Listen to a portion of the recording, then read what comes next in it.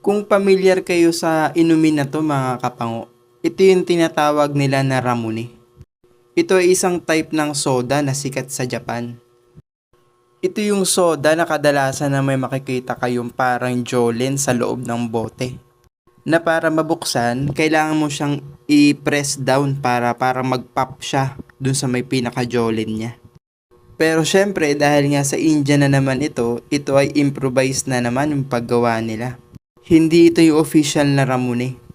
Ito ay locally made at masasabi natin na hindi siya fully sanitized. Ang malaking pinagkaiba lang niya sa mga kadalasang soda is yung presentation lang din. Dahil nga dun sa paraan ng pagbukas nila. Hindi pa rin naman ako nakakatikim nito.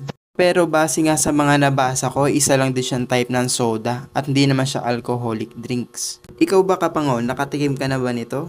I-share mo naman sa comment section yung experience mo.